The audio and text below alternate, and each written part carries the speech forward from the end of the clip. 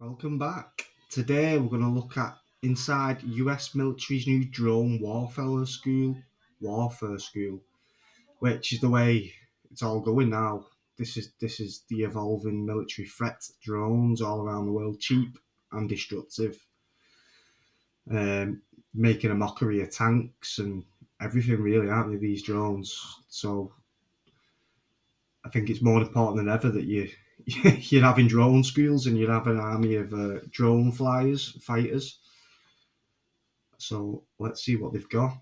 It's hard to shoot them down as well, as we know, without expensive rockets. The U.S. military has launched a new school to train American armed forces in how to counter the emerging threat of drones, or what it calls unmanned aircraft systems, or UAS. The first academy of its kind, the Joint Counter Small Unmanned Aircraft Systems University, or JCU, will train about 1,000 troops a year. Warfare is changing very fast. This threat right here, Yeah, this current he's right. threat with respect to UAS, it's the pace Do of you your need more phone than changing. 1,000 troops a year? Every unit This needs footage is from a anti-drone Ukrainian warfare drone and attack carried their out own against drones to Russian attack. forces. And this video is from a Hamas drone attack in November, carried out against Israeli forces in Gaza.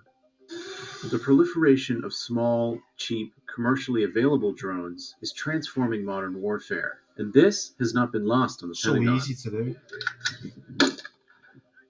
Colonel Mosef Shot. Sauda is the director of the JCU.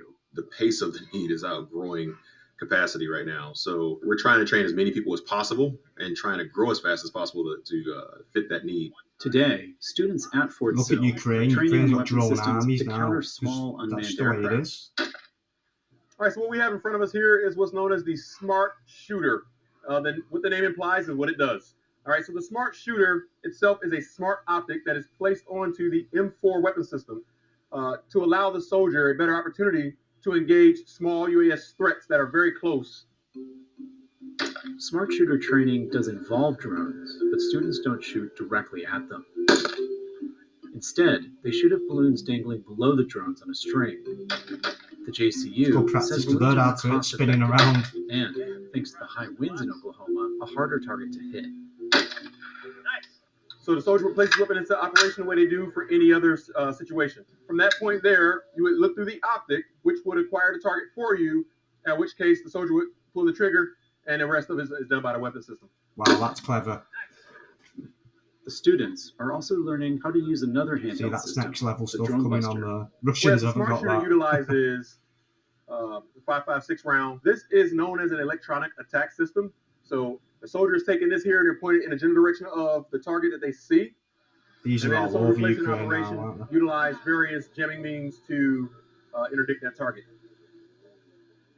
The JCU says these weapon systems, and others like them, are already in the hands of U.S. forces around the world. It's not just the You Air need them Force on top of anymore that tanks. is using unmanned That's aerial what's vehicles making or the tanks drones. look silly. It is also ground forces at every echelon. Tanks have need anti-air different types now of on the drones top. that Modern provide tanks, them that's what they with need to be looking at, intelligence, building these surveillance, new and tanks. reconnaissance, as well as targeting and sometimes strike capabilities.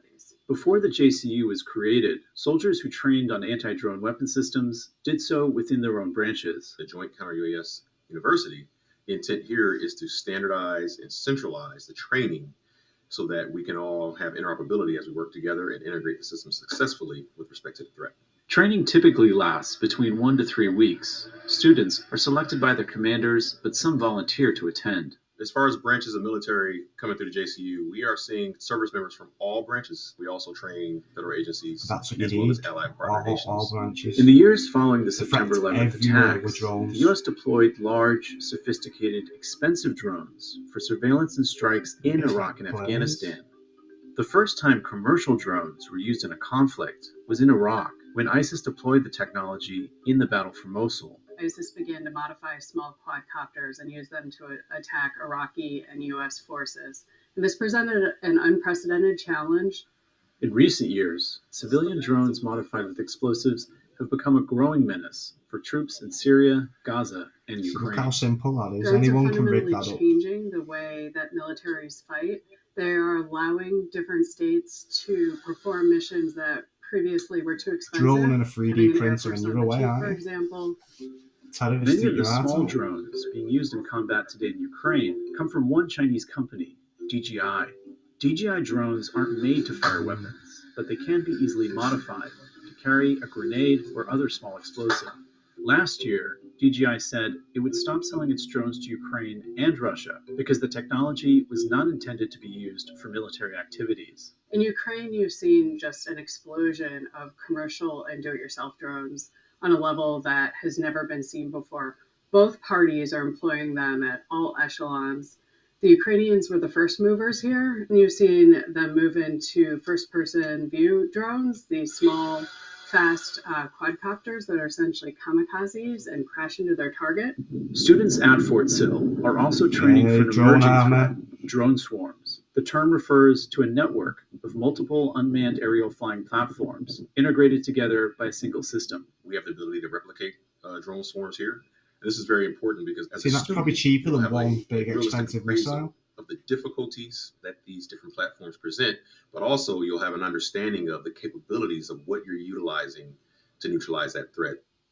Given how rapidly drone technology is developing, the Pentagon believes there's no single weapon system that can be relied upon.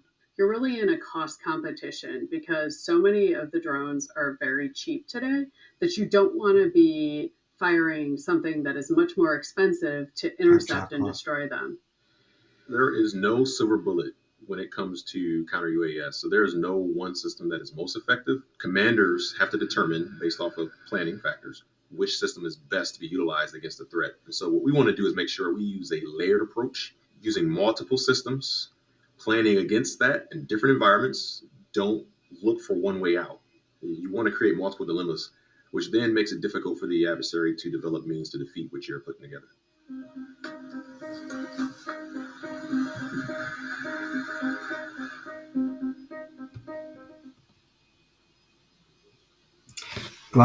For almost the last 2 decades. Glad to see they're getting on top of this drone threat, but it needs to be scaled up, doesn't it? Especially everywhere, US, UK, NATO in general, they need to scale. They need to have drone armies. It's just as important now as any other squadron, isn't it? Really. Drones is the key. It's the future. So we need to get better. Right. If you got any other videos or suggestions, just comment down below and let me know. The original video's in the link and description. Thank you for watching. Bye.